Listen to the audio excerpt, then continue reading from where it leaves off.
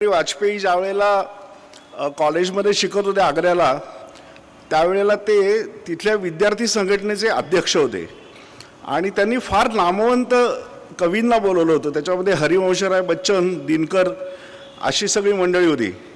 आणि कार्यक्रमाच्या आधी जेवणाचा कार्यक्रम असल्यामुळे तिथे सगळे गप्पा रंगल्या आणि प्रत्यक्षात कार्यक्रमाच्या ठिकाणी जायला या सगळ्या कवी लोकांना, म्हणजे सगळे दिग्गज कवी होते, त्यांना उशीर झाला.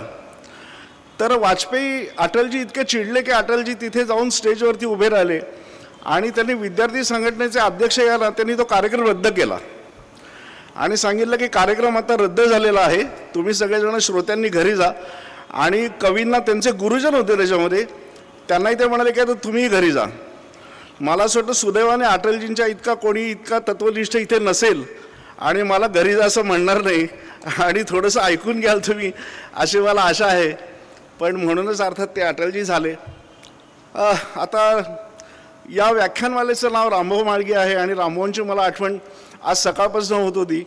रामभाऊ हे खरं तर आमचे, म्हणजे पुण्याचे, मी पुण्याचा आहे, आमच्या पुण्याचे आमदार. आणि 1977 साली ज्यावेळेला निवडणूक झाली त्यावेळेला आम्ही सगळी लहान मुलं होतो आणि आम्ही तेव्हा मोहन धारियांचा प्रचार केला.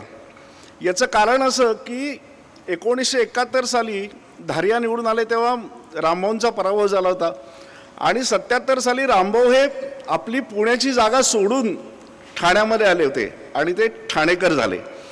आपल्याला आठवत असेल की तेव्हा धारिया जिंकले आणि 1980 साली ज्या वेळेला निवडणूक झाली त्यावेळेला पुण्यामध्ये जनता पक्षाला उमेदवार मिळाला, नानासाहेब गोरे उमेदवार झाले, ते पडले, विठ्ठलराव गाडगीळ निवडून आले. आणि त्यावेळेला आपल्याला आठवत असेल की रामभाऊ मात्र ठाण्यामध्ये पुन्हा दुसऱ्यांदा निवडून आले. याचं कारण त्यांनी त्या 77 ते 80 या इतक्या छोट्या कालावधीमध्ये इतकं चांगलं काम केलं, इतकं मोठं काम केलं की ठाणेकरांनी रामभाऊंवरती त्यावेळेला विश्वास दाखवला आणि परत त्यांना लोकसभेमध्ये पाठवलं. त्याच्यानंतरची आठवण पण माझ्या मनामध्ये फार रुतून बसली. ती म्हणजे रामभाऊ जेव्हा गेले त्यावेळेला रामभाऊंना पुण्यात आणण्यात आलं आणि पुण्यानी तशी अंत्ययात्रा अनेक दशकांमध्ये पाहिली नव्हती. असा हा रामभाऊंचा तेव्हाचा ऋणानुबंध परत जुळून आला तो अनेक वर्षांनी. ते म्हणजे हे जे पुस्तक लिहिलं मी, त्याविषयी मी थोडा बोलतो. ते रामभाऊ माळगी प्रबोधिनीमध्ये बसून लिहिलं उत्तनच्या. आणि अटलजींची आणि भारतीय जनता पक्षाची, भारतीय जनसंघाची अशी अनेक शेकडो हजारो कागदपत्र ही तिथे आहेत आणि मोठा संदर्भ ग्रंथ संग्रहालय तिथे आहे. हा सुद्धा एक रामभाऊंच्या काम करण्याच्या शिस्तीचा नमुना आहे. आणि तिथे आता अटलजींचं चरित्र मला तिथे लिहिण्याची संधी मिळाली. तिथपर्यंत मी कसा गेलो याविषयी थोडंसं सांगतो. ते म्हणजे माझ्या पुस्तकाचा मी हा प्रचार किंवा प्रसार नाही करत आहे, पण राजहंस प्रकाशनाचे दिलीप माजगावकर यांच्या मनामध्ये अटलजींच्या विषयी काही लिहावं असं आलं आणि ते मला ताबडतोब आवडलं, खूप पटलं. याचं कारण पत्रकार असताना अटलजींच्या काही वेळेला माझ्या थोड्याशा भेटी झाल्या होत्या, पत्रकार परिषदा अटेंड केल्या होत्या, त्यांच्याशी काही संवाद झाला होता आणि ती सूचना मी मान्य केली. आणि जसजसा मी अटलजींच्या विषयी वाचत गेलो, अटलजींना भेटलेल्या लोकांना भेटत गेलो, वेगवेगळ्या राष्ट्रीय नेत्यांना भेटलो, अटलजींच्या आठवणी जाणून घेतल्या, त्यांच्या मित्रपरिवारांपैकी काही जणांशी पत्रव्यवहार केला, तसतसे मला ते जास्त जास्त कळत गेले आणि आवडत गेले. आणि इतकं की या पुस्तकाच्या आता इतक्या आवृत्त्या झाल्यात तरीसुद्धा मला असं अनेकदा वाटतं की अरे आपल्याला ते अजून पूर्ण समजलेले नाही आहेत, अजून ते आपल्याला जाणून घ्यायला पाहिजेत. दरम्यानच्या काळात या पुस्तकाचं आता एक नवीन छोटं संक्षिप्त आवृत्ती निघाली आहे. आणि मधल्या काळामध्ये एक अप्रिय गोष्ट अशी झाली की हिंदी चित्रपट काढणारी मंडळी माझ्याकडे आली आणि ती म्हणाली की या पुस्तकाच्या आधारे आम्हाला हिंदी सिनेमा करायचा आहे. आणि तो सिनेमा गेल्या वर्षी प्रसारित झाला, त्याचं नाव मैं अटल हूँ असं आहे. पण दुर्दैवाने या पुस्तकाशी ते निर्माते आणि दिग्दर्शक प्रामाणिक राहिले नाहीत आणि त्या चित्रपटामध्ये आपण जर पाहिलं तर फार वेगळेच अटलजी आपल्याला दिसतात. आणि अटलजींच्या सगळ्या कामाचा एक जो थ्रस्ट होता तो त्या सिनेमामधून जो यायला पाहिजे होता, जो कदाचित माझा प्रयत्न या पुस्तकामध्ये मी केला होता तसं ते झालं नाही आणि त्याच्याबद्दल माझ्या मनात फार नाराजीची भावना निर्माण झाली. आता अटलजींच्या चरित्राचं काम जेव्हा मी सुरू केलं तेव्हा मी अटलजींच्या वेगवेगळ्या आयुष्यातल्या टप्प्यांचा विचार करायला लागलो. आणि आपणही जर आज विचार केला तर मला प्रामुख्यानं 3-4 टप्पे मिळतात पाहायला आपल्याला. एक म्हणजे त्यांचं संघाचे प्रचारक म्हणून केलेलं काम.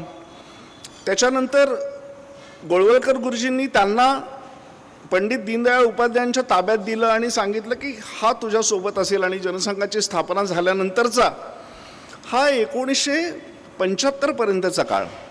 आपल्याला माहिती आहे की 1975 साली आणीबाणी आली आणि 1977 साली ती उठली.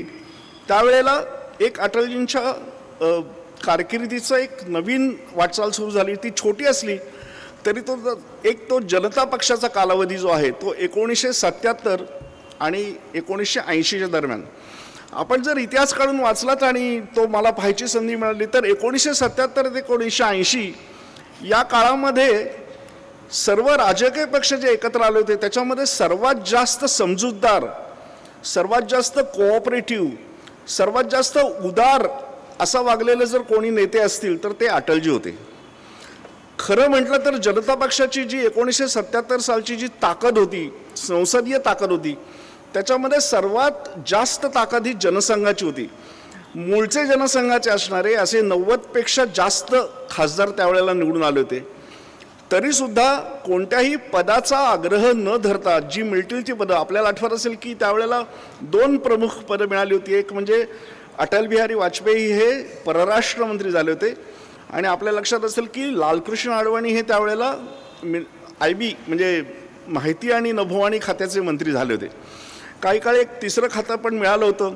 आणि आपल्याला आठवत असेल की नानाजी देशमुखांनी त्यावेळेला राजकीय निवृत्ती, सक्रिय राजकारणातून निवृत्ती पत्करली होती. मला सांगायचा मुद्दा असा आहे की 1977 ते 1980 या काळामध्ये अत्यंत जबाबदारीने वर्तन केलेले जे पक्ष आणि नेते होते त्याच्यात अटलजींचा प्रभाव फार होता.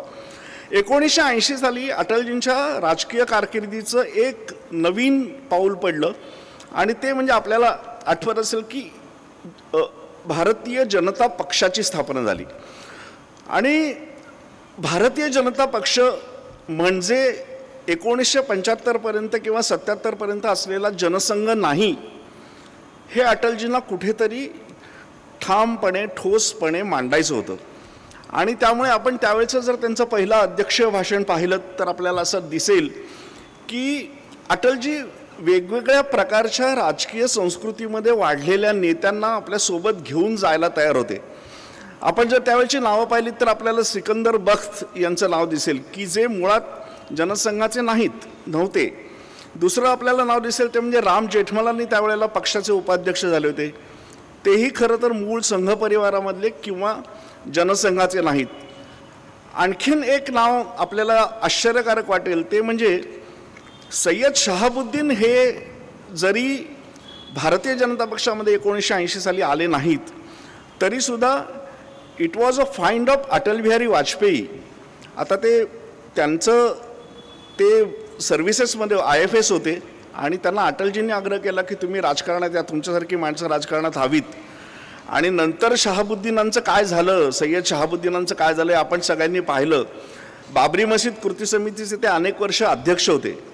सांगायचा मुद्दा की कधीकधी मोठ्या नेत्यांच्या हातून सुद्धा काही वेळेला माणसं पारखण्यामध्ये काही वेळेला कमतरता राहू शकते, काही वेळेला चूक होऊ शकते किंवा विश्वास ज्या माणसावर टाकला तो वेगळ्याच दिशेला जाऊ शकता. असा आणखी पण 2-4 माणसांच्या, व्यक्तींच्या, नेत्यांच्या बाबतीत अटलजींचं झालं. जर ओघात आलं तर मी ते तुम्हाला सांगेन. हा टप्पा झाल्यानंतर ज्या वेळेला अध्यक्षपद अटलजींनी स्वीकारलं त्यावेळेला मी म्हटलं तसं पक्षाला एक नवीन ओळख, नवीन चेहरा आणि जनसंघापेक्षा थोडंसं एक वेगळी वाटचाल करण्याच्या दृष्टीने अटलजींनी त्यावेळेला गांधीवादी समाजवाद नावाची एक संकल्पना मांडली आणि ती भारतीय जनता पक्षाच्या स्थापनेच्या वेळेला भारतीय जनता पक्षाच्या घटनेमध्ये समाविष्ट झाली. आपण आज सुद्धा जर जाऊन भाजपची घटना बघितली तर तुम्हाला त्याच्यामध्ये गांधीवादी समाजवाद हा दिसेल. आणि मी समारोप करताना असं म्हटलं आणि मला आजही ते पुन्हा म्हणावंसं वाटतं की आज जरी भाजपनी गांधीवादी समाजवाद तिथे ठेवला असला तरी ही सुद्धा एक अटलजींच्या हातून झालेली थोडीशी स्ट्रॅटेजिक चूक होती.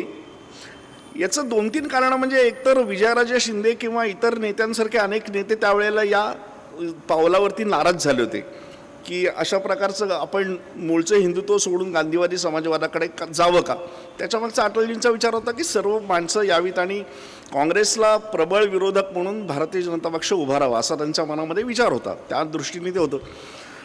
पण त्यावेळेला आपण जर संपूर्ण जगाचा पट बघितलात, एकूण जगाचा पट बघितलात, तर आपल्या असं लक्षात येईल की 1947 साली भारत स्वतंत्र झाल्याच्या आगेमागे जे देश स्वतंत्र झाले त्या सगळ्यांनी एका अर्थाने काही कम्युनिस्टांचा प्रभाव असल्याचाही त्याचा परिणाम होता. बऱ्याच जणांनी भांडवलशाही स्वीकारायची नाही किंवा साम्यवाद स्वीकारायचा नाही अशा प्रकारची एक मधली वाट अनेक देशांनी पत्करली होती आणि त्याला वेगवेगळ्या प्रकारची नावं, त्याला काही जणांनी सोशलिझमचं नाव दिलं होतं किंवा लिबरल सोशलिझम अशी काही ठिकाणी नावं दिली होती. पण 50चं दशक ते 1977-80 पर्यंतचा काळ, या काळामध्ये हे प्रयोग जगभरामध्ये सगळे फसत चालले होते आणि करकचून बांधलेल्या ज्या सगळ्या अर्थव्यवस्था वेगवेगळ्या देशांच्या होत्या त्याचा परिणाम असा होत होता की उत्पादन घटत होतं, रोजगार होत नव्हता, आर्थिक विकासाच्या वाढीच्या चुकीच्या फिगर्स दिल्या जात होत्या आणि एक प्रकारची समाजामधली जी एंटरप्रेनरशिप असते, उद्योजकता असते, तिला स्थान मिळत नव्हतं. त्यामुळे आपण बघितलं तर चिलीसारख्या देशात त्यावेळेला वेगळा विचार झाला आणि तिथे अमेरिकेमधल्या तरुण चिलियन नागरिकांनी, तरुणांनी आता वेगळी वाट चालायची असं ठरवलं. आपण काही काळाने जर बघितलं तर सोव्हिएत साम्राज्याचा पूर्ण सगळा डोलारा कोसळून पडला.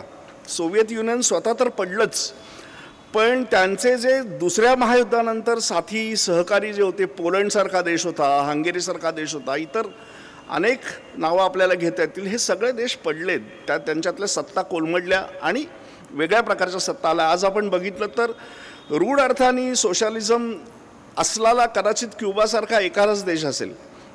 मी हे सांगतोय आपल्याला याच्यासाठी की असं सगळं जागतिक अर्थव्यवस्थेचं आणि राजकारणाचं चित्र असताना सुद्धा एका अर्थाने अटलजींच्या हातून कसं काय असं झालं, मला असा कधी कधी प्रश्न पडतो की त्यांनी गांधीवादी समाजवाद मांडला आणि गांधीवादी समाजवादाच्या वाटेने आपल्याला जायचं आहे असं ते म्हणत राहिले. आता अटलजींच्या नेतृत्वाचं इतकं मोठं वलय होतं, इतका मोठा प्रभाव होता की 1980 साली काही नेत्यांच्या मनामध्ये जरी आलं तरी फार प्रगट या गोष्टीला विरोध झाला नाही. आणि आपण जर बघितलं तर 1980 नंतर सत्ता मिळण्याचाही काही प्रश्न नव्हता. 1984ची निवडणूक आपल्याला काही जणांना आठवत असेल की ज्याचं वर्णन लालकृष्ण अडवाणींनी त्याच्यानंतर काही वर्षांनी ही लोकसभा आहे की शोकसभा आहे असं त्यांनी वर्णन केलं होतं आणि आपल्याला माहिती आहे की 400च्या वर जागा राजीव गांधींच्या काँग्रेसला मिळाल्या होत्या. सांगायचा मुद्दा असा की गांधीवादी समाजवाद जो अटलजींनी पक्षाच्या घटनेमध्ये घातला त्याचं प्रत्यक्ष उपयोजन करण्याची भारतीय जनता पक्षाला संधी मिळाली नाही किंवा तशी वेळही आली नाही. तशी जर आली असती तर काय केलं असतं हा एक वेगळा प्रश्न आहे. पण आपण जर 1985-86 नंतरचा कालावधी बघितलात तर भारतीय जनता पक्षामध्येच हा गांधीवादी समाजवाद हळूहळू मागे पडलेला आपल्याला दिसेल. आणि ज्या क्षणी लालकृष्ण अडवाणींचं नेतृत्व जसजसं पुढे येत गेलं आणि हिंदुत्वाचा भारतीय जनता पक्षावरचा अंमल हा वाढत गेला त्याच्यानंतर गांधीवादी समाजवादाचं नाव भारतीय जनता पक्षात कोणीही घेतलेलं आपल्याला आढळणार नाही. आज सुद्धा तुम्हाला गांधीवादी समाजवाद असं भारतीय जनता पक्षाचा एकही नेता बोलताना दिसणार नाही, पण ते घटनेमध्ये आहे. ही एक अटलजींच्या वाटचालीतला मला एक हा बिंदू असा वाटतो की तो त्यांचे जे काही राजकीय आडाखे किंवा हिशेब असतील ते त्याच्या वेळेला थोडेसे फसलेले दिसतात. अटलजींचं वैशिष्ट्य असं आहे की ते कुठलीही चूक झाली किंवा आपल्या हातून काही कमतरता राहिली तर त्याच्यातून ते पटकन शिकत आणि पुढे जात आणि नवीन वाटचाल करत. आता मगाशी मी म्हणालो तसं त्यांच्या कारकिर्दीचा सगळ्यात महत्त्वाचा आणि पुढचा टप्पा म्हणजे पंतप्रधान पदाची घेतलेली 3 वेळची शपथ. 1996 14 दिवसाचं सरकार, 1996, 1998 16 महिन्याचं किंवा 14 महिन्याचं सरकार, 13 महिन्याचं सरकार आणि 1999 4.5 वर्षांचं सरकार.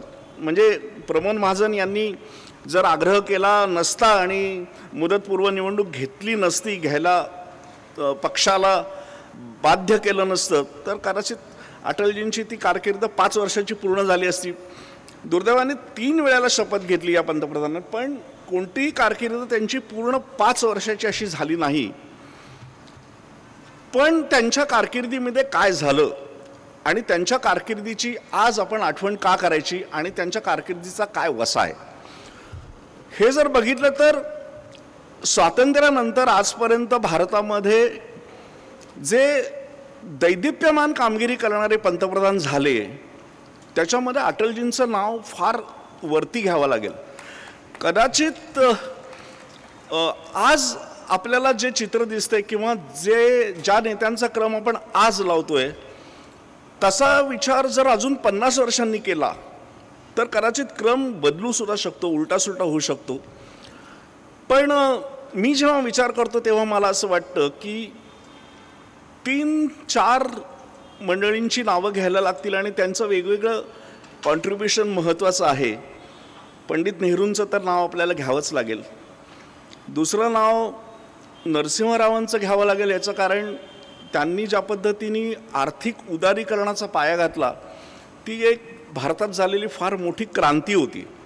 पण त्या क्रांतीकडे आपण त्या नजरेने पाहतो का हा एक प्रश्न आहे.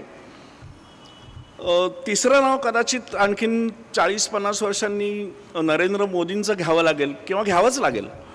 याचं कारण नरेंद्र मोदींनी 10 वर्षांमध्ये ज्या पद्धतीच्या अतिशय मूलभूत गोष्टींना हात घातला आणि धैर्य दाखवलं त्या गोष्टींना हात घालण्याचं, त्यामुळे मोदींचं सुद्धा नाव कदाचित आणखीन 50 वर्षांनी महत्त्वाचा पंतप्रधान म्हणून घ्यावं लागेल.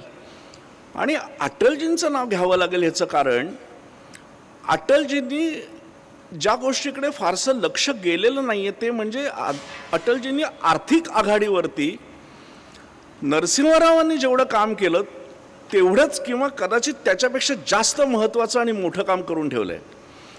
पण पुष्कळदा अटलजींच्या सगळ्या कारकिर्दीची वाटचाल पाहताना किंवा त्यांच्या राजकीय सगळ्या कर्तृत्वाचा आढावा घेताना अनेक वेळेला त्यांनी आर्थिक बाबतीत काय केलं याचा पुरेसा विचार केला जात नाही. म्हणून मी तो मुद्दा वारंवार ठासून सांगत असतो. आपल्या मनात कदाचित काही जणांच्या इंदिरा गांधींचं नाव आलं असेल आणि तेही नाव महत्त्वाचं आहे. याचं कारण इंदिराजींनी पाकिस्तानचे 2 तुकडे पाडले हा त्यावेळेला फार महत्त्वाची गोष्ट ठरली होती. पण ती अजून 50 वर्षांनी ठरणार की नाही असा प्रश्न माझ्या मनात कधी कधी येतो. याचं कारण आत्ता गेल्या काही दिवसातल्या काही महिन्यातल्या घडामोडी जर आपण बघितल्या तर बांगलादेश हा पाकिस्तानचा जुळा भाऊ होऊन बसला आहे आणि पाकिस्तानमध्ये जे चालतं तसंच बांगलादेशात चालतं. आणि आता काल परवा बातमी आली ती म्हणजे बांगलादेश आणि पाकिस्तान यांनी बांगलादेश आणि पाकिस्तान यांनी परस्परांचे व्हिसा सौम्य करायचे ठरवले. मी सांगतो यासाठी की एखाद्या नेत्याचं इतिहासातलं स्थान हे वर्तमानात जसं असतं तसं ते 50 वर्षांनी राहतच असं नाही, 100 वर्षांनी राहतच असं नाही. इतिहास बदलत असतो आणि तो पुन्हा पुन्हा नव्याने परीक्षण करत असतो. असं करून सुद्धा कदाचित अटलजींचं नाव हे आणखीन 50-100 वर्षांनी राहील. याचं एक कारण मी तुम्हाला सांगतो की आपल्या हातामध्ये हे जे सगळं इन्स्ट्रुमेंट आलं आहे आणि आपण सगळ्या जगाशी ज्या पद्धतीने जोडले गेलो आहे आणि भारतामध्ये आज मोदींनी ज्या गोष्टी केल्यात आणि त्याचं आपल्याला फार कौतुक वाटतं की UPI पेमेंट, डायरेक्ट ट्रान्सफर्स या सगळ्या ज्या गोष्टी आहेत थोडक्यात आपल्या डोळ्यासमोर जी कम्युनिकेशनची, आर्थिक सगळ्या व्यवहारांची आणि एक प्रकारच्या सगळं जग आपल्याशी जोडलं जाण्याची जी क्रांती आज आपल्याला दिसते आणि ती रोजच्या रोज आपल्याला जास्त जास्त जाणवती आहे. कदाचित 4 वर्षांपूर्वी आपण फोन दाखवून रिक्षाचे पैसे देत नसू किंवा टॅक्सीचे पैसे देत नसू किंवा भाजी घेत नसू, पण आज ते आपण करतो. आणि जसजसा दिवस जातोय तसतसे जास्तीत जास्त लोक या क्रांतीमध्ये सहभागी होत आहेत. आज भारतामध्ये 100 कोटींपेक्षा जास्त मंडळी वापरतात आणि आपण जर दर महिन्याच्या एकूण आर्थिक व्यवहारांची संख्या पाहिलीत तर सरासरी प्रत्येक व्यक्ती 100हून जास्त आर्थिक व्यवहार एका महिन्यामध्ये करतो असं झालं. अब्जावधी संख्या झाली आहे व्यवहारांची. हे मी सांगायचं कारण असं की ही सगळी क्रांती ही अटलजींच्या द्रष्टेपणामुळे झाली आहे. आणि त्याचं मी तुम्हाला उदाहरण सांगतो की अटलजींचं ज्या वेळेला दुसरं किंवा तिसरं सरकार होतं त्यावेळेला कम्युनिकेशन्सचे कायदे जे होते ते ब्रिटिशकालीन होते आणि त्या कायद्यांमध्ये सुधारणा करणं सरकारांना, नरसिंहराव सरकारला जमलं नव्हतं. ते अटलजींपुढे येऊन पडलं होतं ते काम. अटलजींनी त्यावेळेला काय करावं हे अटलजींच्या नेहमीच्या सौम्य प्रतिमेच्या थोडंसं विरोधात जाणारी गोष्ट आहे. अटलजींनी मंत्रिमंडळामध्ये फेरबदल केले आणि कम्युनिकेशन खातं हे स्वतःकडे घेतलं त्यांनी. आणि स्वतःकडे घेऊन त्यांनी जुनाट कायदे जे होते, ब्रिटिशकालीन जे कायदे होते, त्याच्यामध्ये टेलिग्राम आणि टेलिग्राफ असा ॲक्ट होता. त्याच्यानंतर कम्युनिकेशनसाठी खाजगी कंपन्यांना देशात परवानगी देण्यावरती बंधनं होती. आज जशी आपल्याला मोबाईल कंपन्या दिसतात तशी परवानगी नव्हती. त्यामुळे त्यांच्या विस्ताराला एक प्रकारचा अटकाव होत होता. हे सगळं कायद्याचं जंगल अटलजींनी 3 किंवा 6 महिने स्वतःकडे ते खातं ठेवून ते पूर्ण साफ करून टाकलं. आणि ते साफ केल्यानंतर पुढच्या 20 वर्षांमध्ये जी एक प्रचंड मोठी क्रांती, ई क्रांती भारतामध्ये झाली आहे त्याचे जनक अटलजी आहेत. पण मला असं वाटतं की पुष्कळदा अटलजींच्या सगळ्या कारकिर्दीचा जेव्हा विचार करतो आपण किंवा आलेख काढतो त्यावेळेला ही गोष्ट अनेक जण विसरून जातात की आज आपल्याला असं लक्षात येतं की GSTची रक्कम जी आहे ती 1 लाख कोटीच्या वर दर महिन्याला, म्हणजे वर्षाला 12 लाख कोटी ही फार मोठी अमाऊंट आहे, फार मोठी रक्कम आहे. हे सगळं का झालं तर GST तुमची आपोआप जाते. तुम्ही खरेदी केलं की GST आपोआप कापली जाते आणि आपोआप तिकडे जमा होते. या सगळ्याचा पाया हा अटलजींनी घातला होता. आणखीन एक अटलजींनी केलेली फार मोठी गोष्ट मी तुम्हाला सांगणार आहे, ती तुम्हाला सगळ्यांना माहिती आहे. आणि त्याच्यामध्ये ठाण्यामध्ये आता स्थायिक झालेले काही ज्येष्ठ वैज्ञानिकसुद्धा त्याच्यामध्ये सहभागी होते. ते म्हणजे नरसिंहरावांचं सरकार गेलं आणि अटल बिहारी वाजपेयींचं सरकार आलं, काही दिवसांचं सरकार आलं. त्यावेळेला शपथविधी झाल्याच्या क्षणी एक छोटासा प्रसंग घडला होता. आणि तो प्रसंग असा होता की नरसिंहराव अटलजींना म्हणाले की अटलजी ते काम राहिले तेवढं करा, एवढंच ते म्हणाले. आणि त्याचा अर्थ काय होता तो अटलजींना कळला आणि अटलजींनी फक्त मान हलवली होती. दुर्दैवाने असं झालं की ते सरकार पडलं, आपल्याला आठवत असेल. आणि त्याच्यानंतर आलेली दोन्ही सरकारं ही अल्पआयुषी ठरली आणि कदाचित त्या सरकारांना पाठिंबा देणाऱ्या पक्षांचं गांभीर्य, त्या सरकारचं एकूण गांभीर्य, मोठे निर्णय घेण्याची क्षमता हे सगळं संशयास्पद होतं. त्यामुळे जेव्हा पुन्हा अटलजी दुसऱ्यांदा शपथविधी घेऊन आले, शपथ घेऊन पंतप्रधान झाले, त्यावेळेला त्यांच्या ते लक्षात होतं. आणि अटलजींनी ज्या दिवशी शपथ घेतली त्याच्यानंतर अवघ्या काही तासामध्ये त्यांनी APJ अब्दुल कलाम यांना बोलवलं होतं. त्यावेळेला ते राष्ट्रपती नव्हते, तेव्हा ते वैज्ञानिक होते. आणि त्यांना सांगितलं की आपल्याला ते जे काम राहिलं आहे असं राव म्हणाले होते ते आपल्याला आता करायचं आहे. आणि ते काम अणुस्फोटाचं होतं. त्या निर्णय प्रक्रियेमध्ये अटलजींनी त्यावेळेला जी भूमिका बजावली ती एका स्टेट्समनची होती. एखादा राजनीतिज्ञ, राजपुरुष ज्या पद्धतीने करतो. नरसिंहरावांच्या वेळेला काय झालं होतं की नरसिंहरावांच्या वेळेला सरकारने निर्णय घेतला की आपल्याला परत एकदा अणुस्फोट करायचा आणि आपली आण्विक शस्त्रक्षमता जगाला दाखवून द्यायची. दुर्दैवाने असं झालं होतं की त्यावेळेला ती बातमी फुटली आणि ती CIA कळली. आणि CIA कळल्यानंतर अमेरिकेने भारतावरती रावांचं सरकार असताना इतकं दडपण आणलं की आपल्याला त्या बाबतीत एक पाऊल टाकणं अशक्य झालं. त्याचं दुसरं कारण असं होतं की आपण आर्थिक उदारीकरणाची जी सगळी नवीन व्यवस्था लावत होतो. मनमोहन सिंग आत्ताच गेले, मनमोहन सिंग अर्थमंत्री म्हणून ज्या काही गोष्टी करत होते त्याच्यामध्ये हा जर एक नवीन अडथळा आला असता तर भारताच्या अर्थकारणाला तो झेपेल का, अशी शंकाही कदाचित रावांच्या मनामध्ये आणि डॉक्टर सिंग यांच्या मनामध्ये आली असेल. त्यामुळे अमेरिकेला कळल्यानंतर अमेरिकेच्या विरोधामध्ये जाऊन अणुस्फोट करणं इतकं धाडस त्या सरकारला दाखवता आलं नाही. खरं म्हटलं तर अटलजींचं सरकारसुद्धा हे बहुमतातलं सरकार नव्हतं, ते मित्रपक्षांच्या पाठिंब्यावरती चाललेलं सरकार होतं. पण ही शपथ घेतल्यानंतरचे पुढचं आपण जर एक 15 दिवसातलं, 20 दिवसातलं, 1 महिन्यातलं जर आपण अटलजींचं सगळं काम पाहिलं तर त्यांनी इतक्या वेगाने हालचाली केल्यात. आणि अर्थातच तो निरोप मुंबईला आला, BARCच्या वैज्ञानिकांकडे आला, त्या गोष्टी सगळ्या नंतर लिहिल्यात वैज्ञानिकांनी. त्या वैज्ञानिकांना नावं वेगळी देण्यात आली, त्यांना पोशाख वेगळे देण्यात आले. ते ट्रकमधनं ती मंडळी राजस्थानमध्ये गेली आणि 5-6 अणुस्फोट भारताने तेव्हा घडवले.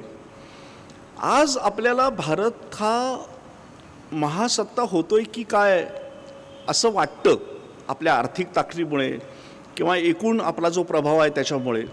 आपण 4-5व्या क्रमांकावर तर आर्थिक सत्ता म्हणून आहोतच. आता थोडेसे आणखीन काही वर्षात पुढे जाऊ, कदाचित 3ऱ्या क्रमांकावर जाऊन आपण थांबू.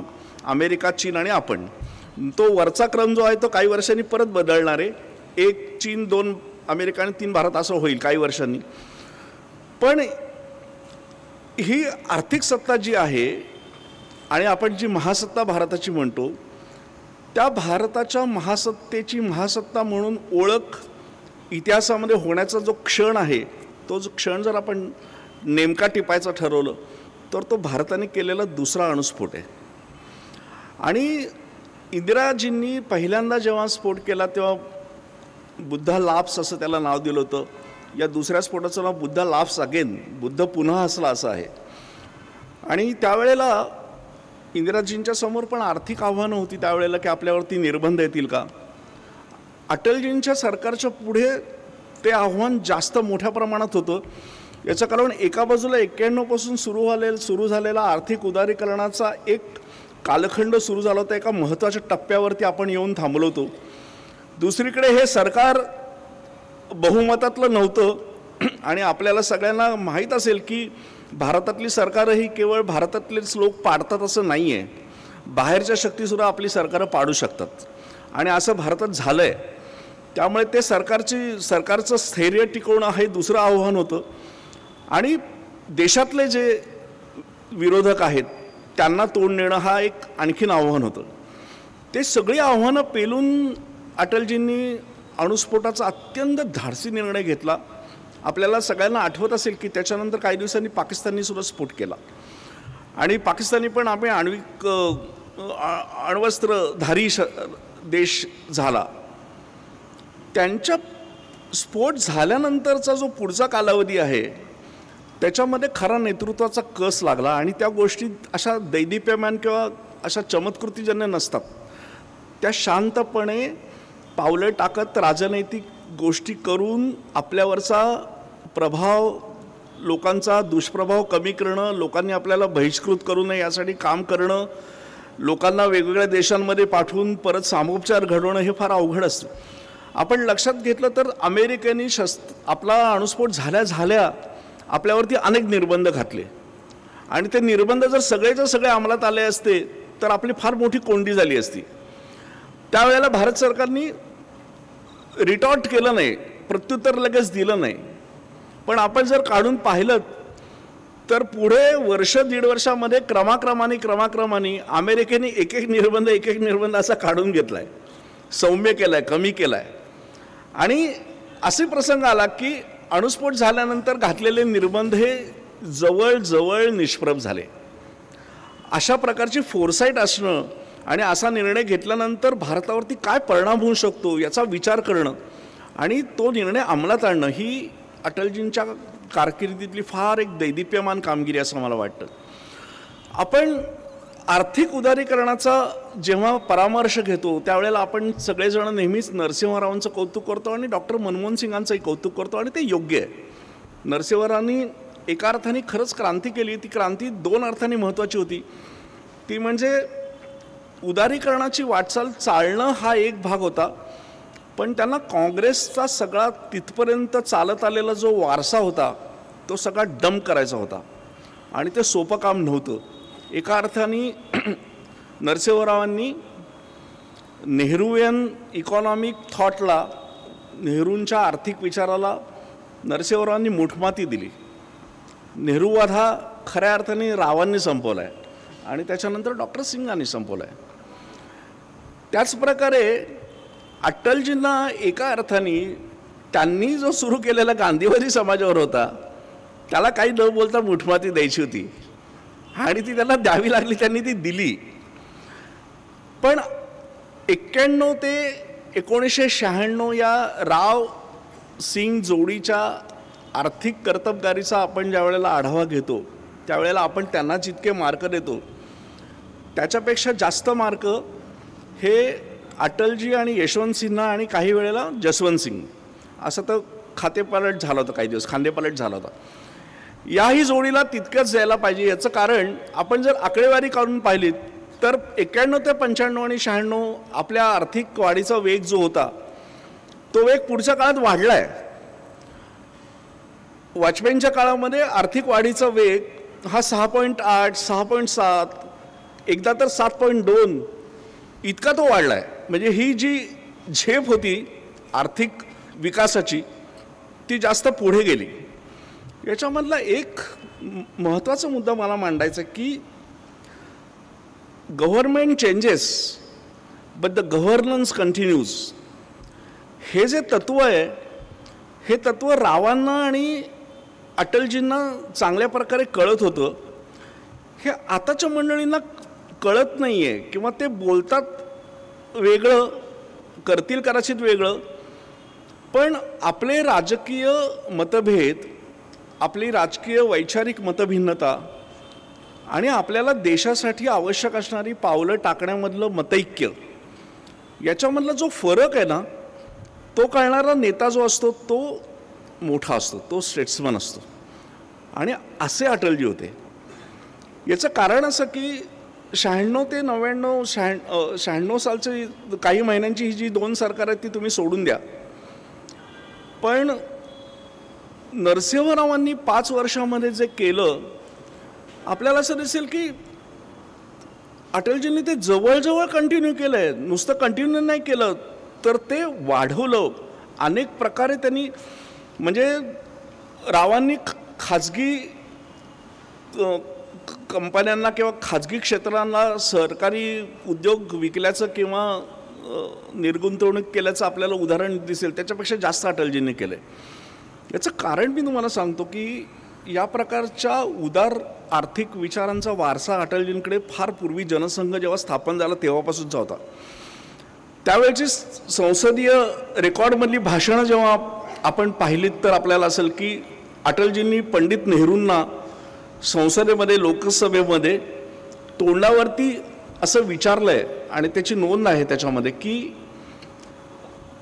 हॉटेल चालवणं हे तुमचं काम आहे का, म्हणजे सरकारचं काम आहे का. आपल्याला आठवत असेल की अशोका आणि बाकीची सगळी हॉटेल्सची सरकारी मालकीची होती दिल्लीमधली, आता नाही आहेत.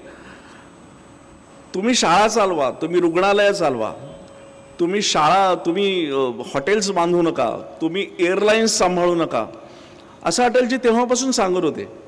एका अर्थाने ते त्यांना प्रत्यक्षात करून दाखवण्याची संधी पंतप्रधान झाले तेव्हा केले. त्यामुळे आपल्या लक्षात, आपण जर पाहिलं तर आपल्या लक्षात येईल की आर्थिक उदारीकरणाचे जे निर्णय ते अटलजींनी फार वेगाने घेतलेत त्या 6 वर्षांमध्ये आणि अनेक बंधनं त्यांनी मोकळी केली. त्यामुळेच आर्थिक वाढीचा वेग हा आपल्याला विक्रमी झालेला त्यावेळेला दिसतो. आता तसं म्हणलं तर त्याच्यानंतरची जी 2 सरकार आले आणि आताचं सरकार आलं ह्याच्यामध्येही काही प्रमाणामध्ये गव्हर्नन्समधली जी कंटिन्युटी आहे ती आर्थिक बाबतीत तरी बऱ्यापैकी राहिलेली आहे. आणि जे मोठे देश असतात किंवा जे देश मोठे होतात त्याच्यामध्ये सरकारं बदलली म्हणजे अशा गोष्टी बदलत नाहीत. मला असं वाटतं की याचं जे गांभीर्य आहे किंवा याच्यामधला जो एक तारतम्य आहे ते राव आणि अटलजी या जोडीने दाखवून दिलं. म्हणजे ह्यांनी आधी केलं आणि ते त्यांनी कंटिन्यू केलं आणि त्याच्यामध्ये फेरफार न करता ते अधिक विस्तारत गेले. हे एक प्रकारची परिपक्वता जी आहे, राजकीय परिपक्वता, वैचारिक परिपक्वता जी आहे ती त्याच्यामध्ये दिसते. अटलजींच्या सगळ्या विकासाच्या कामामध्ये भारताच्या ऐक्याचं आणि भारताचं जे एकूण चित्र आहे ते कधी ते विसरले नाहीत. त्याचं एक उदाहरण मी तुम्हाला सांगतो. हा जो गोल्डन क्वाड्रँगल नावाने ओळखला जाणारा जो प्रकल्प आहे, म्हणजे ज्याला आपण सुवर्ण चतुष्कोन असं मराठीमध्ये म्हणतो, की ही जी 4 महानगरं आहेत आपली, दिल्ली, कलकत्ता, मद्रास म्हणजे चेन्नई आणि मुंबई, ही सगळी जोडणं आणि त्यांचा एक मोठा महामार्ग तयार करणं. आता हा महामार्ग तयार करण्यामध्ये आर्थिक एक प्रकारचं दृष्टी होती की वेगाने सगळ्यांची माल वाहतूक होऊन आपण ट्रॅफिक वेगाने जाऊन आर्थिक वाढीला म्हणजे आज जरी ट्रॅफिक वेगाने झालं नसलं तरीसुद्धा त्यावेळेस गोल्डन क्वाड्रँगलवरती असा वेगाने व्हावा असा दृष्टी होती. आणि त्याच्यामागे त्यांची एक दृष्टी होती ती म्हणजे भारत हा असा जोडला जाताना तो एक आहे अशी त्याच्यामागची भूमिका, की हे 4ही महानगरं जोडली याचा अर्थ त्या सगळ्या चौकोनातले सगळे एकमेकांना जोडले जाणं आणि प्रत्यक्ष भौगोलिक जोड असणं हे महत्त्वाचं असतं. नुसतं मानसिक असून चालत नाही. त्याचा एक दुसरं प्रत्यंतर आलं ते म्हणजे त्यांनी जो ग्रामीण रस्ते विकास योजना जी अटलजींनी सुरू केली ती स्वातंत्र्यानंतर झालेली सगळ्यात मोठी ग्रामीण रस्ते जोड योजना आहे. म्हणजे आज आता आपले आजचे सरकार आणि पंतप्रधान सांगतात की गावोगावी रस्ते झाले, ते खरं आहे. पण आज भारतामध्ये अमेरिकेच्या खालोखाल किंवा कदाचित आपण गेल्या काही महिन्यामध्ये थोडंसं मला वाटतं अमेरिकेला ओव्हरटेक पण केलं असेल. एकूण रस्त्यांची जी लांबी आहे किंवा एकूण बारमाही जे रस्ते आहेत त्याच्यामध्ये सगळ्यात जास्त भर ही वाजपेयींच्या वेळेला पडली. आणि त्याच्यामागे ही त्यांची दुहेरी दृष्टी होती. एक दृष्टी होती ती महामार्गांनी महानगरं जोडणं आणि त्याच्या आसपासची जी शहरं आहेत 100, 150, 200 शहरांची तेव्हा यादी केली होती. त्या सगळ्यांचा विकासाचं एक ग्रोथ इंजिन तयार होतं.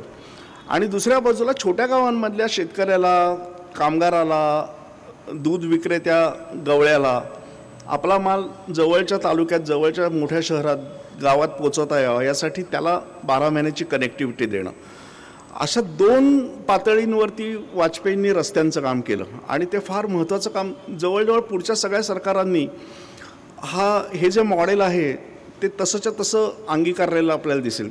फक्त त्या क्वाड्रँगलचं नाव वगैरे त्यांनी बदललं पण ते तसंच चालू राहिलं आणि आता सुद्धा ते तसंच चालू आहे. देशाच्या ऐक्याचा आणि विकासाचा एकमेकांच्याशी नातं जोडणं आणि सांधेजोड करणं याच्यातलं अटलजींचं आणखी एक महत्त्वाचं कॉन्ट्रीब्युशन म्हणजे नदीजोड प्रकल्प. हा नदीजोड प्रकल्प आपल्याला माहिती की असं आहे की उत्तरेमध्ये पाणी खूप आहे, ते वाया जातं आणि ते अनेकदा संकट आणतं. आणि दुसऱ्या बाजूला दक्षिणेमध्ये दुष्काळ आहे. आपल्याला चेन्नईच्या कथा आठवत असेल की वॅगनमधनं पाणी पोचवावं लागलं होतं. हे अटलजींनी हा जो उत्तर आणि दक्षिण आपल्याला दिसताना उत्तर वर दिसते, प्रत्यक्षात उलटं आहे. आपल्याला उत्तरेतून पाणी उचलून आणायचं आहे खाली.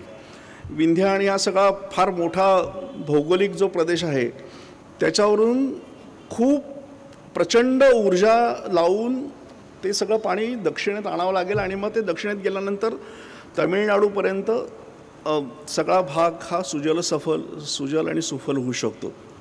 ही फार मोठी दृष्टी होती आणि ही दृष्टी त्यांची पंतप्रधान झाल्यावरती नव्हती. ती त्यांच्या मनामध्ये हे जवळपास त्याच्या आधी 25-30 वर्ष त्यांच्या मनामध्ये होतं की असं काहीतरी केलं तरच भारताचा दुष्काळाचा प्रश्न एका वेळेला सोडला, महापुराचा प्रश्न, दोन्ही प्रश्न एकदम सुटतील.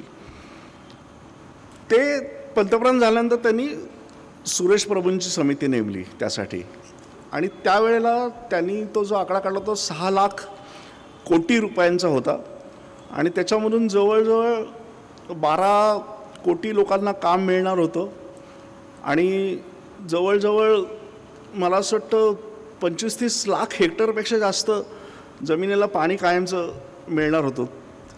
ती योजना नाही झाली आणि ती योजना न होण्याचं कारण म्हणजे अनेक लोकांनी वेगवेगळ्या प्रकारे त्याच्यामध्ये अडथळे आणले. शेवटी त्या प्रभू समितीचा रिपोर्ट तसाच धुळकात पडला. आता मोदींनी तो रिपोर्ट परत आणला आहे, मागवला आहे आणि त्या प्रकल्पावरती पुन्हा एकदा काम चालू झालं आहे. याच्यामध्ये मी जो मुद्दा मांडतोय तो विकास आणि भारताचं ऐक्य यांची सांगड, हा अटलजींची जी दृष्टी आहे ती या प्रकल्पात परत परत दिसली. त्यांनी ते इतके मागे लागले होते की हे पटकन करा, हे सरकार आपलं जायच्या आत वर्क ऑर्डर्स निघून काम सुरू झालं तर मग ते पुढे थांबवणं कठीण असतं. म्हणून ते प्रभूंनी या आठवणी सगळ्या लिहिल्यात. प्रभूंच्या ते मागे लागायचे की ते तुम्ही नदी जोड प्रकल्पाचं लवकर करा. आणि त्याच्यामध्ये खूप व्यापक होता तो. म्हणजे फक्त गंगा आणि कावेरी जोडायचं असं नाही आहे, त्या वेगवेगळ्या नद्यांच्या उपनद्या जोडणं, त्यांची सगळ्यांची खोरी विकसित करणं, ते सगळं पाणी दक्षिणेमध्ये परत वितरित भरपूर करावं लागतं ना. म्हणजे जसं नर्मदेचं पाणी वरती उत्तर गुजरातला जाईल का नाही अशी शंका वाटत होती, पण ते गेलं आणि आता त्याचा परिणाम आपल्याला दिसतोय, चांगला परिणाम दिसतोय. तसंच गंगा कावेरी जर प्रकल्प यशस्वी झाला असता तर आपल्याला आज फार मोठी एक नवीन क्रांती झालेली, हरित क्रांती झालेली दिसली असती. पण अटलजींच्या मनामधलं ते एक स्वप्न राहिलं. त्यांच्या मनामध्ये आणखी एक स्वप्न होतं आणि ते थोडंसं गमतीदार होतं. ते म्हणजे त्यांना पाकिस्तानशी कायमस्वरूपी काहीतरी समझोता करायचा होता. त्यांना असं वाटत होतं की भारतीय उपखंड हा इतका सारखा रक्ताळलेला का असावा, इतके सारखा हिंसा का असावी.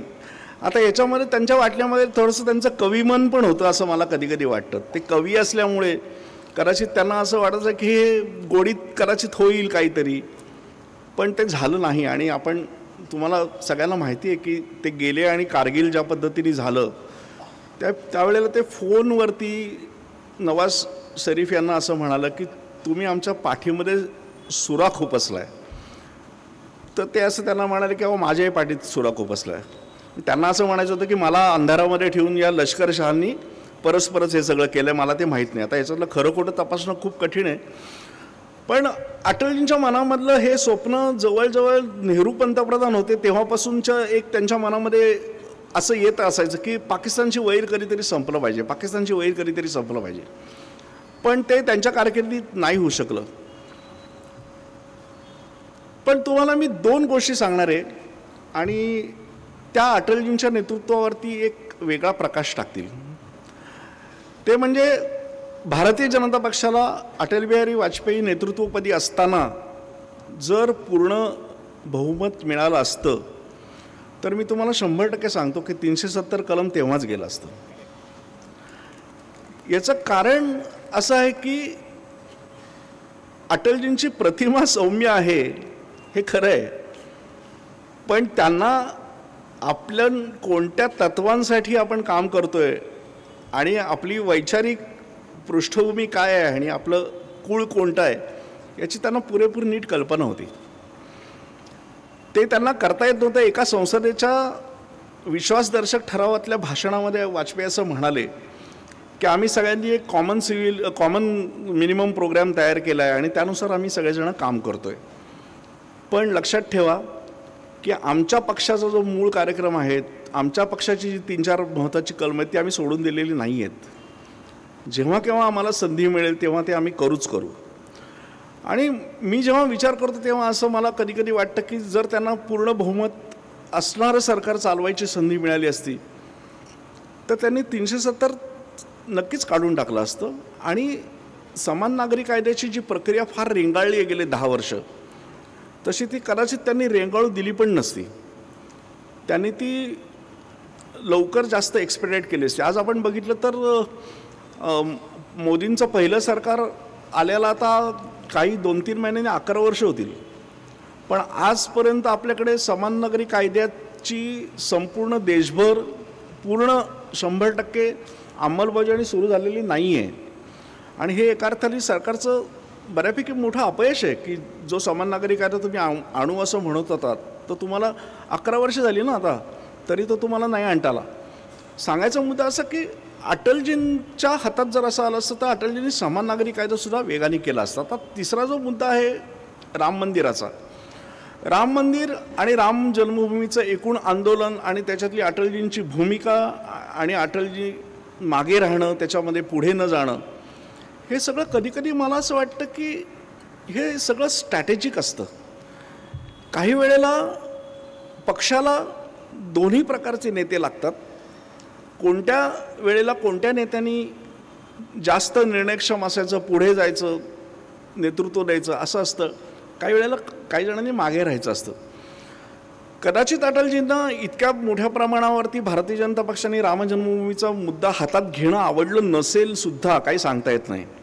काही त्यांची त्यावेळची विधानं जी आहेत ती, एकदा ते आमच्याशी बोलताना असं म्हणाले होते की कारसेवकांना सांगायला हवं की तुम्ही अयोध्येत चाललाय, लंकेत नाही चाललेला. त्यांना असं म्हणायचं की लंकेत जाऊन जाळपोळ केली होती ना सगळी, म्हणजे हनुमानाने, आणि लंका सगळी दग्ध करून टाकली, तर तुम्ही अयोध्येत चालल्या, लंकेत चाललेलं नाही आहेत. तर त्यांना कोणीतरी विचारलं की तुम्ही काय लंका आणि अयोध्या अशी तुलना करताय का? त्यांच्या लक्षात आलं की ही काहीतरी गडबड आहे, याच्यातून वेगळंच काहीतरी नॅरेटिव्ह तयार होईल आणि ते त्रासदायक ठरू शकतं. अटलजींनी तत्क्षणी माफी मागितली ताबडतोब. ते म्हणाले मेरा हेतू ऐसा नहीं है, लंका और अयोध्या का मैं तुलना नहीं कर सकता, या आपकी माझ्या बोलण्यात काहीतरी कदाचित गडबड झाली असेल, तुम्ही हे सोडून द्या. आणि अटलजींवरती मीडियाचं इतकं प्रेम होतं ना की ते दुसऱ्या दिवशी कुठेही असं उलटं सुलटं आलं नाही छापून.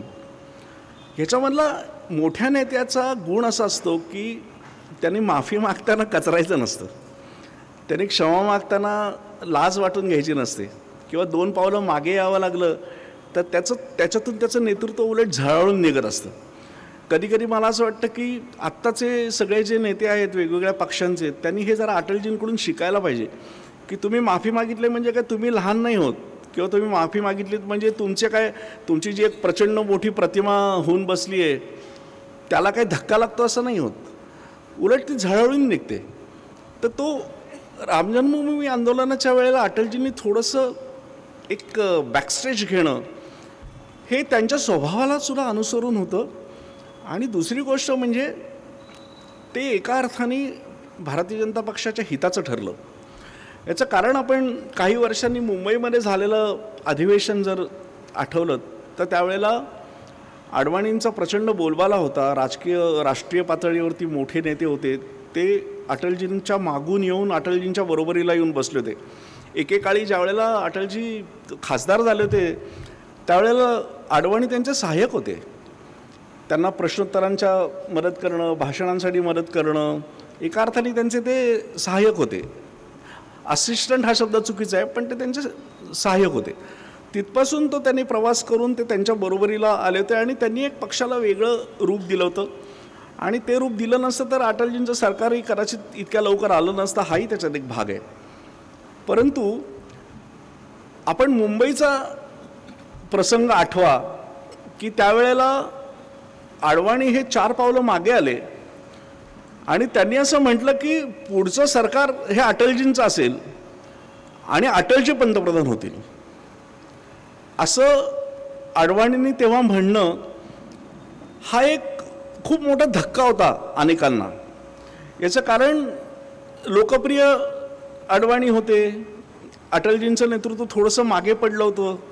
अटलजींकडे असं काही लोक म्हणायचे की दिल्लीमध्ये सुद्धा काही वेळेला अटलजींना एकटेपणा येतो, त्यांच्याकडे कोणी जात नाही. अटलजींचा गुण असा आहे की प्रतिकूल आणि अनुकूल अशा सगळ्या परिस्थितीमध्ये टिकून राहणं आणि आपले विचार मांडत राहणं, संसदेमध्ये काम करत राहणं. थोडंसं त्यांना त्यावेळेला मागे यावं लागलं असं झालं होतं पक्षात. पण इथे परत इतिहासाला कलाटणी मिळाली आणि अटलजींच्याकडे नेतृत्व आलं आणि पुन्हा ते पंतप्रधान पदाचे उमेदवार म्हणून आले.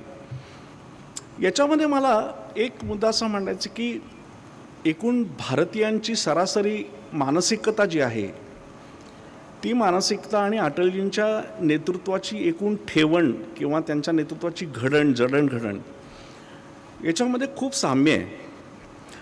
भारतीय माणूस हा स्वभावतःच उदार मनस्क असतो आणि पुष्कळ प्रमाणामध्ये तो he is a family oriented person. भारतातली माणसं ही कुटुंबप्रधान असतात, त्यांचं कुटुंबाच्या भोवती एक प्रकारचं भावनिक विश्व असतं. आपण कालपर्यंत परवापर्यंतच्या जर पिढ्या बघितल्यात तर कुटुंब प्रमुख असेल किंवा घरातला एक महत्त्वाचा असेल तर त्याच्या जी कर्तव्य असायची 60पर्यंतची 70पर्यंतची त्याच्यामध्ये कुटुंबाला सगळ्यात जास्त महत्त्व आहे. कुटुंब प्रधानता हा भारतीय समाजाचं एक व्यवच्छेदक लक्षण आहे. आणि अटलजींच्या सगळ्या हो ते म्हणाले की आता हळूहळू संपवा, तर आता मी संपवतो. आपल्याला वेळ आहे नंतर की नाही आहे? मी असं म्हणालो होतो संयोजकांना, पण त्या सगळ्या उशिरामुळे सगळा गोंधळ झाला. मी असं म्हणालो होतो की आपले श्रोते सगळे फार चांगले आहेत, त्यांना सगळ्या गोष्टी माहीत असतील, पण त्याच्यातल्या कोणाला जर काही विचारायचं असेल तर पटकन विचारलं एखादं वाक्य तर मी काहीतरी बोलेन, म्हणजे इंटरॅक्शन होईल, असं मी तेव्हा म्हणालो होतो. आता ते आपण ठरवूया काय करायचं ते. मी असं सांगत होतो की हा जो अटलजींचा एक कुटुंब प्रमुख असण्याचा जो स्वभाव होता किंवा कुटुंबामध्ये असण्याचा स्वभाव होता, तो त्यांना पक्षामध्ये फार उपयोगी पडला. आणि त्याच्यामधून त्यांच्यामध्ये एक प्रकारची उदार मनस्कता जी आली होती, सगळ्यांना सांभाळून घेणं, सगळ्यांना बरोबर घेऊन जाणं, विरोधकांवरती टीका करताना सुद्धा त्यांची भाषा फारशी कधी घसरली नाही. एकदा त्यांनी संसदेमध्ये सोनिया गांधींवरती फार कडक टीका केली होती, आणि तुम्ही माझ्या सगळ्या 40-50 वर्षाच्या कारकिर्दीला बट्टा लावताय, अशा स्वरूपाचं ते तेव्हा म्हणाले होते. असं असूनही त्यांचा आणि सोनिया गांधींचा संवाद कधी संपला नाही. त्यातलं तुम्हाला एक बारीकशी आठवण सांगतो की एकदा एक परदेशी शिष्टमंडळ जाणार होतं, आणि त्या शिष्टमंडळामध्ये बाकीचे नेते होते, आणि नेमके अटलजींना काहीतरी एक व्याधी निर्माण झाली, आणि त्याचा उपचार न्यूयॉर्कमध्येच चांगला झाला असता असं सगळ्या डॉक्टरांना वाटत होतं. कदाचित काही गंभीर व्याधीची त्यावेळेला लागण होती की काशी पण भीती होती. हे राजीव गांधींच्या कानावरती गेल्यानंतर राजीव गांधींनी त्या शिष्टमंडळाचं नेतृत्व अटलजींकडे दिलं आणि सांगितलं की तुम्ही नेते म्हणून जा, ते काम करा, आणि त्याच्याबरोबर हेही काम जोडीने होऊन जाईल.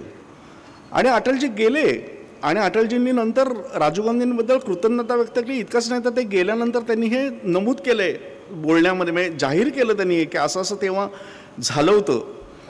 आता हा विरोधी पक्ष आणि सत्ताधाऱ्यांमधला जो संवाद आहे तो लोकशाहीसाठी अतिशय आवश्यक असतो. मी असं सांगत होतो की अटलजींच्या व्यक्तिमत्वातलं हे जे एक कुटुंब प्रधानता आहे ती पक्ष चालवताना, सरकार चालवताना, संसद चालवताना आणि शेवटी देश चालवताना या सगळ्या वेळेला उपयोगी पडली.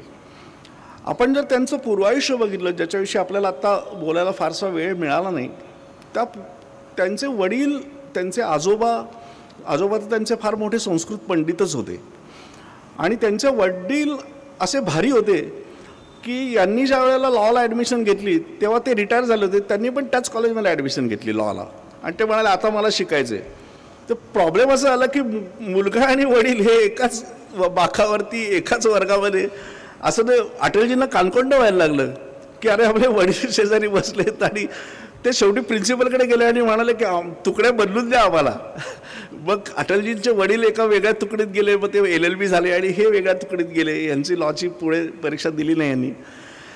त्यांच्या घरामध्ये ते सगळ्यात लहान होते, आणि सगळ्या भावंडांचं त्यांच्यावरती अतिशय प्रेम होतं. हा जो त्यांना लहानपणापासून प्रेम मिळालं त्याच्यामुळे त्यांच्यामध्ये एक प्रकारचा विश्वास आणि आत्मविश्वास होता. त्यामुळे तुम्ही जर पुढच्या काळात बघितलं तर ते कोणत्याही नेत्याशी असे दगाबाजपणे वागलेले तुम्हाला आढळणार नाही. ते उदारपणे वागलेत. एखाद दुसरा अपवाद वगळला, बलराज मधोक, सुब्रमण्यम स्वामी यांच्यासारखे अपवाद वगळले, तर अटलजी सगळ्यांच्याशी उदारतेने वागलेत, सगळ्यांना प्रेमाने वागलेत. हा त्यांच्या कुटुंबातला एक त्यांचा संस्कार होता, तो त्यांनी जन्मभर जपला होता, तो सोबत आला होता त्यांच्या. आणि त्याच्यामुळे ते म्हणजे he was a politician by accident. त्यामुळे शेवटपर्यंत त्यांच्या मनामध्ये 2-3 प्रकारच्या एक खंत होती. एक खंत होती ती म्हणजे आपण कवी म्हणून कदाचित आणखीन जास्त काहीतरी काम करू शकलो असतो. दुसरी खंत होती ती म्हणजे आपली डॉक्टरेट करायची राहून गेली, आणि ती त्यांना कदाचित बहुतेक हिंदी साहित्यात करायची असावी असं मला वाटतं. आणि ती त्यांना जवळजवळ 50-60 विद्यापीठांनी डॉक्टरेट नंतर मानद दिली असेल, पण त्यांच्या मनामध्ये ती एक खंत राहिली की आपल्याला. आणि तिसरं एक त्यांच्या मनात असं होतं की मला काहीतरी अध्यापन करायचं आहे कुठेतरी. आता ते त्यांना भलत्याच लोकांना शिकवत बसावं लागलं जन्मभर, पण ते त्यांच्या मनामधली एक अशी खंत होती की आपल्याला एक इंटेलेक्च्युअल म्हणून असा एक ठसा काहीतरी उमटवायचा आहे. आणि त्याच्यात त्यांचं संसदेतली जर भाषणं बघितली आणि आपण बाहेरची भाषणं बघितलं, याच्यातला फरक असा आहे की संसदेमध्ये ते फार अभ्यासपूर्ण भाषणं करायचे आणि वेगवेगळे संदर्भ द्यायचे जगभरातले. त्यावेळेला हिंदी आणि इतर भाषा असं एक मोठं वैर झालं होतं निर्माण, आणि दक्षिणेमधली राज्य हिंदीला स्वीकारायला तयार नव्हती. आणि त्यावेळेला तमिळनाडूचं तर आपल्याला आठवत असेल की तमिळनाडू म्हणजे भारतात राहील का नाही अशा प्रकारचं आंदोलनाची भाषा तिथे बोलली जात होती. त्यावेळेची जर आपण भाषणं काढून अटलजींची संसदेमधली बघितली तर त्यांनी भारतीय एकात्मतेचं असं एक विलक्षण चित्र उभं केलं आहे. आणि त्याच्यामध्ये सगळ्या भाषा भगिनींना कसं स्थान आहे. आणि तमिळ आणि संस्कृत यांचं कोरिलेशन अटलजी तिथे भाषणामध्ये दाखवतात आणि सांगतात की तमिळ ही संस्कृतशी जोडलेली कशी भाषा आहे.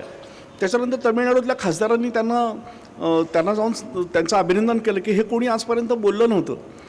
अशा प्रकारचं त्यांचं जे आहे ते थोडंसं दुर्लक्ष. दुसरा एक महत्त्वाचा मुद्दा सांगतो आणि कदाचित मी थांबतो सुद्धा, ते म्हणजे चीनचा धोका हा ज्या लोकांच्या लक्षात फार लवकर आला त्याच्यामध्ये जसे वल्लभभाई पटेल होते तसेच अटलजीसुद्धा होते. आणि नेहरूंबद्दल अटलजींना खूप प्रेम होतं आहे. आपल्या सगळ्यांना माहिती आहे. अटलजी जेव्हा परराष्ट्रमंत्री झाले आणि पहिल्यांदा कार्यालयात गेले तेव्हा तिथे ती भिंत त्यांना रिकामी दिसली आणि त्यांनी विचारलं की इथला पंडितजींचा फोटो कुठे गेला. तर कोणीतरी राजापेक्षा राजनिष्ठ असलेल्या एका नोकरशहाने ते परस्पर काढून ठेवला होता, कारण आता सरकार बदललं. ही 77ची गोष्ट आहे. अटलजी तिथे बसले त्या बाहेर आणि ते काढून चित्र आणून ते परत लावेपर्यंत ते तिथून हल्ले नाहीत. तुम्ही उदार असावं लागतं, हा त्यातला संस्कार त्यांना द्यायचा होता. पण दुसरी बाजू मी तुम्हाला सांगतो की पंडितजींवरती चीन प्रकरणामध्ये अटलजींनी जितकी कडक टीका केली तितकी टीका कोणीही केलेली नाही.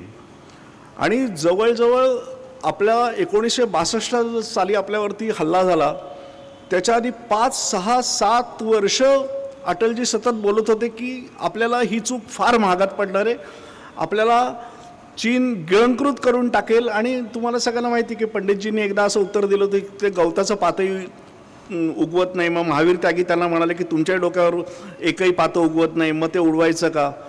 थोडक्यात भारताचा भूभाग असा जाऊ द्यायचा का. तर हा चीनचा जो मुद्दा होता तो अटलजी सतत मांडत होते. दुसरी एक थोडी विलक्षण आणि विचित्र आठवण अशी आहे की शास्त्रीजींनी ताश्कंद करारावरती ज्या वेळेला सह्या केल्या त्यावेळेला संसदेचं अधिवेशन दिल्लीमध्ये चालू होतं. आणि ताश्कंद करारामध्ये भारताने कोणत्या कोणत्या गोष्टी मान्य केल्यात याचे ज्या वेळेला तपशील यायला लागले त्यावेळेला सगळेजण अस्वस्थ झाले कमालीचे. आणि त्यावेळेला वाजपेयींनी संसदेमध्ये केलेलं भाषण हे शास्त्रीजींवरती इतकं कडक टीका करणार आहे की जर शास्त्रीजी गेले नसते आणि शास्त्रीजी भारतात परत आले असते तर कदाचित अटलजींनी आणि बाकी सगळ्या नेत्यांनी सगळा देश असा विंचरून काढला असता आणि आपण पाकिस्तानच्या समोर कशा प्रकारे 65 साली शरणागती पत्करली हे त्यांनी दाखवून दिलं असतं. शास्त्रीजी गेल्यामुळे सगळं चित्रच पालटून गेलं. आणि त्यावेळेला जो हल्ला एका अर्थाने करायला हवा होता तो करता आला नाही. आपल्याला पुढचं माहिती आहे की 71 साली चित्र बदललं आणि आपण पाकिस्तानचे 2 तुकडे केले. त्यावेळेला अटलजींनी इंदिरा गांधींची लोकसभेमध्ये स्तुती केली आहे, त्यांचं कौतुक केलं आहे, पण त्यांनी त्यांना दुर्गा मात्र म्हटलेलं नाही आहे. आपल्या सगळ्यांचा असा समज आहे की त्यांनी त्यांना दुर्गा म्हटलं. एकदा अटलजींना विचारलं की तुम्ही दुर्गा, तर म्हणाले की मी दुर्गा नाही म्हणालो, मी फक्त चांगलं काम केलं एवढं म्हणालो. पण अटलजींनी त्यांना दुर्गा म्हणाले असं कोणीतरी चिकटवून दिलं. आता तुम्हाला सगळ्यांना फेक नरेटिव्स कशी केली जरा हे आता आपण रोजच्या रोज बघतोय. त्याच्यामुळे ते फेक नरेटिव्हचं एक पहिलं उदाहरण होतं. हा भारत आणि पाकिस्तानच्या संबंधांचा सगळा इतिहास आणि चीनच्या संबंधांचा इतिहास मनात असल्यामुळे त्यांनी ज्या वेळेला शांततेचे प्रयत्न केले त्याच वेळेला कारगिलचं ज्या वेळेला सुरू झालं त्यावेळेला अटलजींकडे तिन्ही दलांचे प्रमुख गेले आणि त्यांना विचारलं की तुमचं याच्यातलं आम्हाला सँक्शन काय आहे. तर तेव्हा अटलजी म्हणाले की तो निर्णय तुम्ही घ्यायचा आहे आणि आपल्याला थांबायचं मात्र नाही आहे. म्हणजे तुमचं समाधान होईपर्यंत तुम्ही लढा, आपला भूभाग परत मिळवा आणि थांबू नका. आणि आपल्याला कारगिलच्या लढाईचा उल्लेख प्रमुख युद्धांमध्ये जरी होत नसला तरी कारगिलचा विजय हा आपला अत्यंत प्रॉमिसिंग विजय आहे. आणि कारगिलच्या विजयामुळे पुढची काही वर्ष पाकिस्तानला थोडंसं डिफेन्सिव्हवर जावं लागलं आणि त्याच्यामुळे एक नवीन दृष्टी आपल्याला अशी आली की पाकिस्तानच्या बाजूला आणि उत्तरेला चीनच्या बाजूला, पूर्वोत्तर बाजूला चीनच्या बाजूला, या दोन्ही बाजूला आपल्याला जास्त काळजी कोणती घ्यायला पाहिजे. त्यामुळे आज ज्या हालचाली चालल्यात, सगळ्या संरक्षण दलांमध्ये फेरबदल करणं, त्यांच्या पदांची सगळी फेररचना करणं, भारताच्या संरक्षण धोरणाचा नव्याने पूर्ण आढावा घेणं, हे सगळं काम अटलजींनी सुरू केलं आहे. कारगिलचं युद्ध संपल्यानंतर त्यांनी जी उच्चाधिकार समिती नेमली, त्या उच्चाधिकार समितीला हे काम दिलं होतं की आता भारताच्या संरक्षण व्यवस्थेच्या पुढच्या 50 वर्षांचं तुम्ही आरेखन करा, आत्ता आपण कुठे कुठे कमी पडतोय ते बघा. आणि तिन्ही दलांच्या संयुक्त तुकड्या करण्याची कल्पना त्या अहवालामध्ये पहिल्यांदा आली आणि आता ती मोदी राबवत आहेत आणि ती फार महत्त्वाची आहे. अशा सगळ्या खूप पाथ ब्रेकिंग, नवा भारत घडवणाऱ्या, भारताच्या पुढच्या 100 वर्षांच्या 150 वर्षांच्या वाटचालीची दृष्टी डोळ्यासमोर ठेवून अटलजींनी अनेक निर्णय घेतले. पक्षाच्या बाजूला पक्षांतर्गत काही विरोधक होतेच आणि शिवाय यांना ज्या सांभाळता आल्या नाहीत अशा एक एक नररत्नांना त्यांनी सांभाळलं. म्हणजे ममता बॅनर्जी म्हणा, जयललिता म्हणा, जयललितांना पहिल्या सरकारच्या वेळेला सांभाळलं, नितीश कुमारांना सांभाळलं, जॉर्ज फर्नांडिसनी भारतात सगळ्यात जास्त सरकारं पाडली असतील राज्यांमधली आणि केंद्रातली, पण जॉर्ज फर्नांडिसांना त्यांनी सांभाळलं. ममतांच्या घरी जाऊन बसल्या, ममतांच्या आईला म्हणाले की तुमची मुलगी मला फार त्रास देते. हे पण एक राजकारण असतं ना कौटुंबिक पातळीवरचं. हे सगळ्यांना समवेत घेऊन चालणं आणि त्याच वेळेला आपल्या मनामधली दृष्टी, आपला अजेंडा मात्र डोळ्यासमोर ठेवणं आणि पुढे जाणं. आणि भारतावरती इतकं निस्सीम प्रेम की त्यांच्या कविता आपण सगळ्या ज्या नेटवरती ऐकतो त्यातून असं भारतप्रेम क्षणोक्षणी शब्दाशब्दातून असं ओसंडत असतं.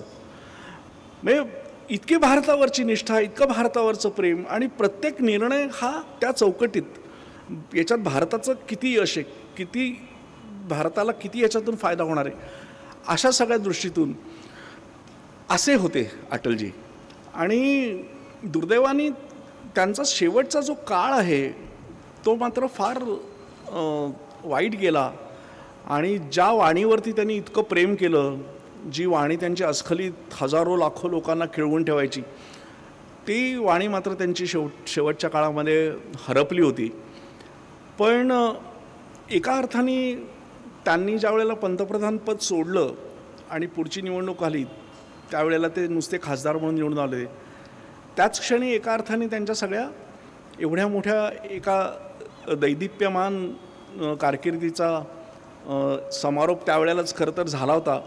आणि त्यावेळेला एकच नंतरचं फक्त आपल्या सगळ्यांच्या डोळ्यासमोर राहणारं चित्र म्हणजे त्यांना जेव्हा भारतरत्न घरी जाऊन दिलं होतं, तो क्षण आपल्या सगळ्यांच्या मनामध्ये राहिला आहे. आणि मला असं वाटतं अटलजींच्या अंत्ययात्रेमध्ये नरेंद्र मोदींनी सगळ्या देशाच्या वतीने एक फार प्रतिकात्मक, फार सुंदर त्यांनी कृती केली. ती म्हणजे ते स्वतः चालत तिथपर्यंत गेले आणि अटलजींना निरोप दिला.